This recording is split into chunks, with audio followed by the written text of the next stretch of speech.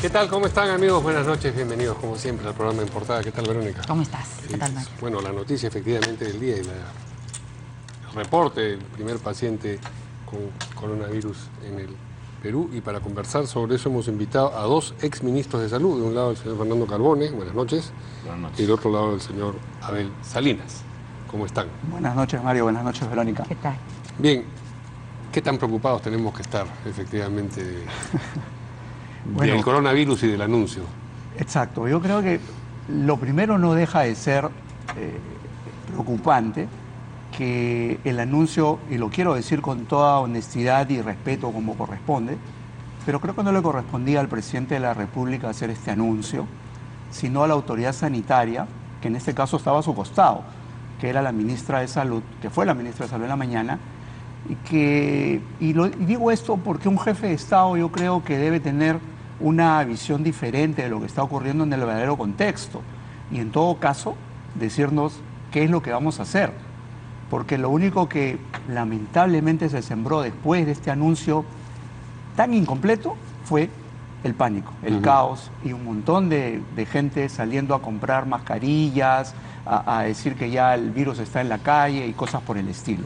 Yo creo que es necesario abordar este tema con seriedad, pero con serenidad. Y yo creo que de eso hay muchas cosas por hacer. ¿Piensa igual? A ver, yo creo que hay que tener un sentido de proporción. Creo que todo el mundo empieza a comentar. Un caso importado, no es local, leve, captado en su casa, como debe hacerse, lo cual releva de que si alguien se siente mal y ha estado no hace 2 meses, no el año pasado, no hace un mes, no hace 3 semanas, sino en menos de 14 días en algún país donde sí hay problemas, que llame a Infosalud, que llame a Loe Salud y que reporte el caso para que sea atendido en casa donde debe ser atendido y todo lo demás. Pero el sentido de proporción me lleva a preguntarme, ¿y los 12.300 casos de dengue con 22 muertos reportados hasta la semana pasada? Los 5.250 casos de leptospirosis transmitida por ratas, con los 12 muertos reportados la semana pasada, las más de 6.000 neumonías de estos 2 meses, con alrededor de 227 muertos, reportes oficiales, por no mencionar otros. En la mañana un infectólogo nos habló de la tuberculosis. Que lamentablemente el tema de la multidroga resistente y la extremadamente multidroga resistente están aumentando mucho. De eso nos estamos muriendo los peruanos. Eso está afectando la vida y la salud de los peruanos y está afectando la economía y el desarrollo social del país. Entonces el sentido de proporción nos debía llevar con sensatez a ocuparnos de eso. Y además, yo entiendo que esas personas afectadas se estarán preguntando, también se van a preocupar por nosotros, también se van a pronunciar en el más alto nivel por nosotros, también van a hacer la inversión por nosotros que hay que hacer, sobre todo en el primer nivel de atención, que es el nivel más importante para esto. Eso es sentido de proporción. Y yo creo que hay que revisar si estamos actuando de manera proporcionada o, sin darnos cuenta, estamos quizás impulsando el desarrollo económico con la venta de gel, con la venta de mascarillas, la venta de guantes, la venta de... Papel toalla. He escuchado durante la tarde que en los supermercados la gente está comprando papel toalla porque ya no quieren usar la toalla convencional porque muchas personas van a agarrar la toalla. Entonces ya uno dice, por favor, tranquilo. No. Y además la falta de conocimiento, perdón, el mejor amigo de mi hijito, que también tiene 6 años, le dio un problema infeccioso en el estómago ayer. Fue una doctora a atenderlo a la casa y le asustó a la mamá diciendo, cuidado que va a venir el coronavirus. Entonces yo le dije, no le hagas caso de nada de lo que te haya dicho esta doctora, porque si te ha dicho eso es porque está perdida. Entonces también hay mucha falta de información por parte de los especialistas. Ese es un tema importante y hace un momento comentaba al ingreso. En esta semana me tocó preparar un artículo respecto a la comunicación de riesgo y la desinformación. Lamentablemente se escribe y se dice muchísimo en las redes sociales y todavía no tenemos una autoridad que salga a decir exactamente la real dimensión del tema y cómo es que lo podemos enfrentar con serenidad, con tranquilidad. Y como bien dijo el doctor Carbone, no se va a enfrentar en los establecimientos de salud realmente. Quisiera yo decir que aquel ciudadano que tenga síntomas de gripe, con fiebre, con tos, con dificultad para respirar o cualquiera de estos cuadros que pudieran hacernos sospechar, y a eso le sumáramos que ha estado en contacto con alguien con la enfermedad comprobada o que en los últimos días proviene de un país donde existe la enfermedad, entonces esa persona debe comunicarse, autoaislarse en su domicilio para recibir la atención. Y por lo tanto, protegerse él, proteger a los que están alrededor de él y recibir la atención adecuada. Porque si no, lo que hemos propiciado, lamentablemente con este anuncio en la mañana, es que la gente salga a comprar alcohol gel, mascarillas, papel toalla, víveres, etcétera, porque va a ser un caos según el pánico que se ha puesto. Y lamentablemente los servicios de salud que no pasan por su mejor momento van a colapsar fácilmente si es que no sale la autoridad a comunicar qué es lo que hay que hacer. Si en la mañana el presidente hubiera hablado, hubiera dicho alguna de estas medidas, obviamente, o la ministra de Salud, yo diría que lo hubiera enfocado adecuadamente. Usted señaló antes algo muy interesante. Habló de un caso de una amiga cuyo hijo tiene una diarrea. Estomacal. Un problema estomacal. Exacto, náuseas y vómitos. En ese sentido de proporción, en el reporte formal hasta la semana pasada, porque las cifras que estoy compartiendo son oficiales del Centro de Control de Enfermedades de Epidemiología, hemos tenido 210.000 diarreas. 210.000. De las cuales han fallecido 26. O sea, nuevamente, ¿a dónde le ponemos el acento? Claro. Las medidas, por ejemplo, que se están comentando, la más importante es lavarse las manos con agua y jabón. Nada reemplaza el agua y jabón, no el gel y eso. Lavarse las manos frecuentemente, la mayor cantidad de veces posible con agua y jabón. No te protege solo contra esto que acaba de llegar y que esperemos que ahí se quede. Sí, con todos los... Todo lo demás, claro. Todas las neumonías, todas las virosis, todas las diarreas, todas las enfermedades. Todo. O sea, lo que hay que hacer es aplicar medidas que en primer lugar no expongan a personas con otra enfermedad que se complica. Eso sí. O con diabetes, o con hipertensión, o con cáncer, o con un problema cardiovascular, que no se expongan a un segundo problema que lo que te va a hacer es complicar la vida. Eso es lo que hay que hacer. Y son medidas sanitarias que siempre las hemos difundido en el Perú. 1980, la epidemia del cólera. Inicio de este siglo, la epidemia del SARS, y salimos adelante. Hace pocos años, la epidemia del H1N1, que hoy día circula por el territorio nacional y por todo el mundo como uno más de los que hay. Entonces, tranquilidad, proporción, no, el miedo es irracional y el miedo desata el pánico.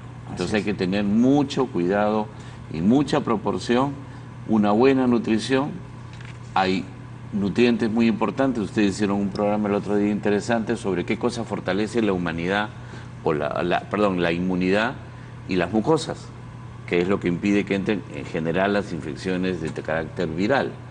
Eso es importante en los desayunos escolares, ahora que empieza la escolaridad, claro. En los comedores populares, en los hospicios, en todo lugar donde el Estado tenga un rol de alimentación complementaria, es la oportunidad de introducir alimentación que protege a las personas respecto a enfermedades que en general necesitan que fortalezcamos nuestro sistema inmune, ¿no?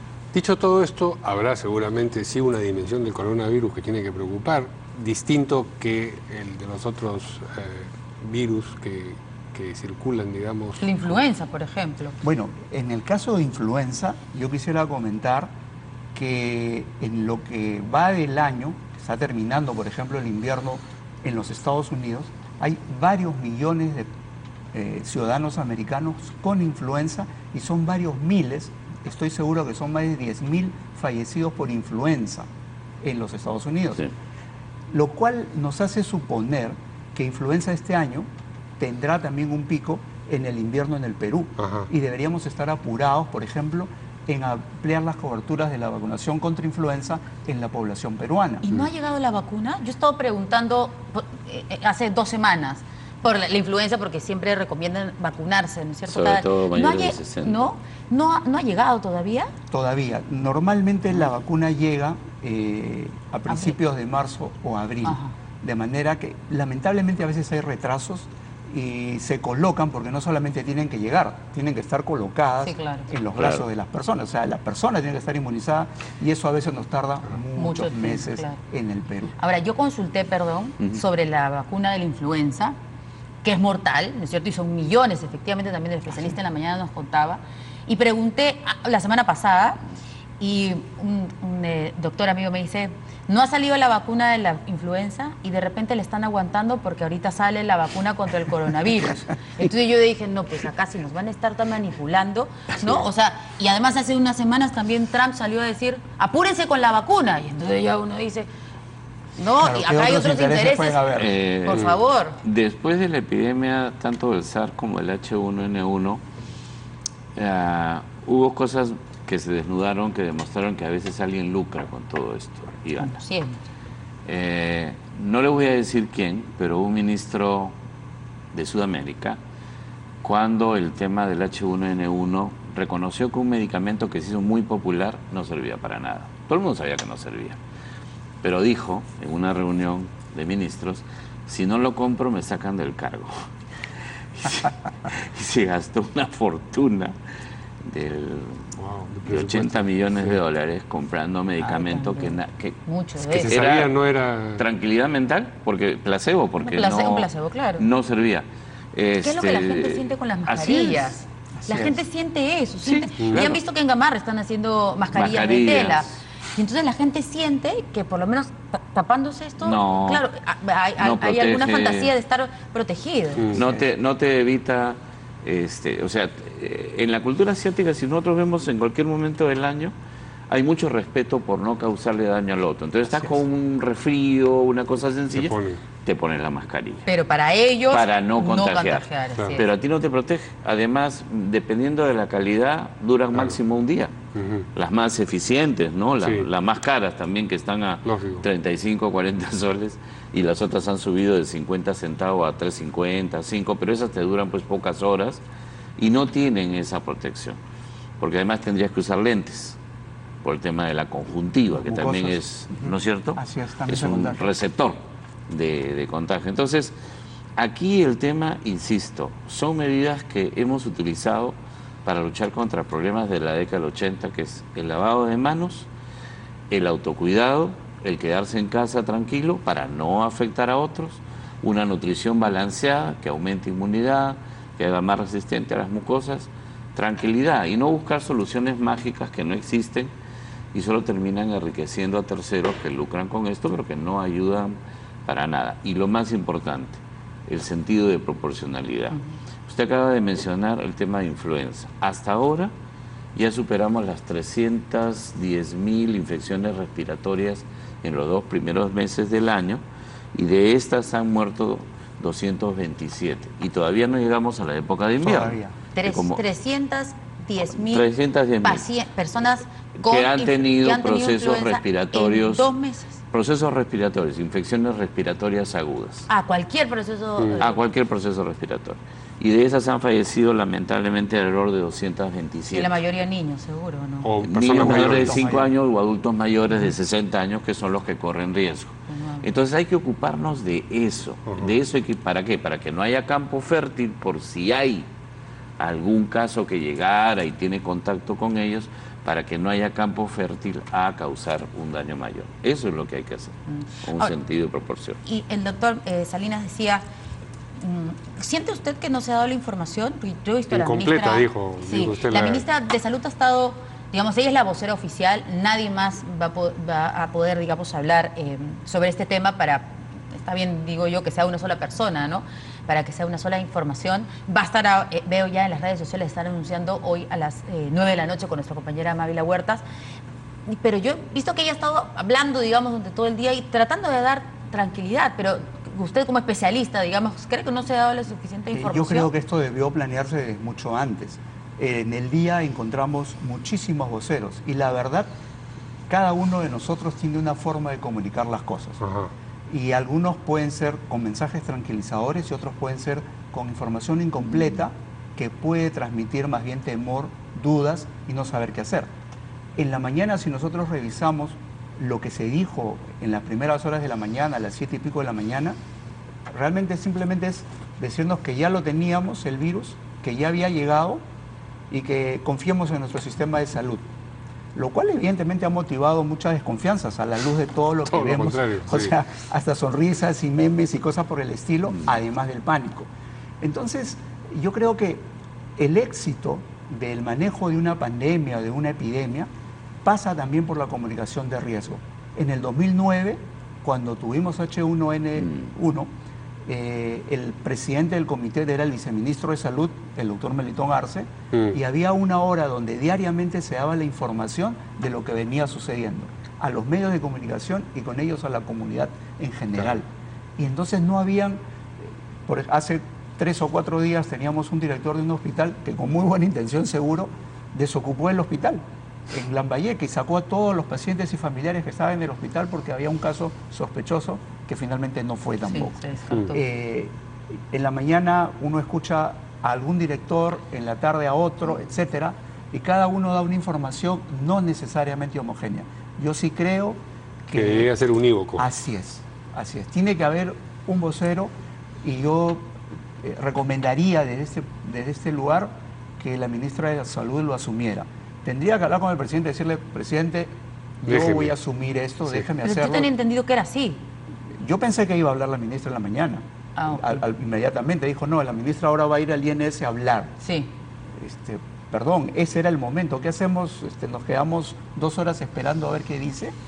O sea, ha sido un manejo, en mi concepto, erróneo.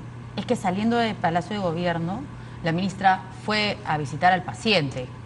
Porque era un paciente, durante la noche se tenía la información Ajá. de 2 pacientes que llegaron a 2 hospitales distintos de salud. Y más bien estábamos durante la mañana a la espera Y de no los era. resultados, ¿no es cierto? Y no fue ninguno de esos 2 pacientes. Fue un tercero. Fue un tercero Sí. que fue a una clínica. Así es. Entonces, por eso la ministra saliendo del Palacio tenemos entendido que fue a ver a este paciente y luego a ayudar a la conferencia. Yo creo que la forma, por ejemplo, como se manejó el SARS hace casi ya 20 años y luego la H1N1 nos da pistas. Es más, algunos sugerimos que los protocolos que ya se habían generado aquella vez se utilizaran. repiten. Sí, porque funcionaron bastante bien. Y un ejemplo interesante fue el que se tuvo el año pasado, ¿se acuerdan ustedes? Con el tema de Guillain-Barré, que también, Sí. Generó angustia. dicho sea de paso, en el informe del año pasado también, de la semana pasada, también sale que tenemos Guillain-Barré nuevamente, un número de casos significativos y que hay un número que han fallecido. Hay que tener cuidado con esos casos, ¿no es cierto? Pero la forma como se manejó con los medios, una comunicación constante, con el personal de salud de todo el país, ¿no? Con teleconferencias para darles pautas sobre cómo manejar, porque además también fue un brote atípico, fue muy distinto a como normalmente se asoma, sirvió y funcionó bien, porque no olvidemos una cosa, que los que somos personal de salud, y me incluyo, también somos humanos, también tenemos familiares, Claro. también nos podemos asustar. Y también a la hora de la hora vamos a pensar si nos estamos exponiendo o no. Y si lo hacemos, la preocupación es, y luego no exponga yo a mi familia, porque me lleve algo a casa. Entonces, Claro. todos somos humanos, y el pánico y el miedo es una reacción muy humana a la que hay que sobreponerse. ¿Con qué? Con serenidad, con información, con tranquilidad, con proporción. De manera proporcionada, ocupémonos de aquello que más nos está costando vidas, salud, secuelas, economía, que está impactando en el país, y de manera proporcionada con aquello que, bueno, parece que tenía que llegar en algún momento. Entiendo que en Colombia también, Ha llegado hoy. en Ecuador, bueno, en Colombia, la mayoría de casos importados, ¿no? Sí, claro. Importados como gente que viaja y regresa con el problema, pero el cerco epidemiológico, que es algo que saben hacer bastante bien los equipos epidemiológicos de América Latina, para que no haya más casos, Para contener. para detectarlos rápido, los descartas, o evitas que se expanda en el mundo familiar primero, en el de los amigos y luego en el mundo laboral o en la zona del barrio, ¿no? Entonces, eso está funcionando bastante bien y los trabajadores peruanos de salud son en ese sentido expertos, saben hacerlo muy bien.